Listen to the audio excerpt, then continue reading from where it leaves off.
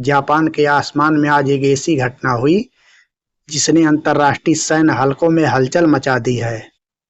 Britain का सबसे अत्याधुनिक तकनीक से लैस और दुनिया के सबसे महंगे लड़ाकू विमानों में से एक F-35B लाइटिंग अचानक तकनीकी खराबी का शिकार हो गया और मजबूरी में जापान में इसे इमरजेंसी लैंडिंग करनी पड़ी। सिर्फ हथियारों में नहीं बल्कि उनकी विश्वसनीयता में भी होती है। तो चैनल को सब्सक्राइब करना ना भूले। तो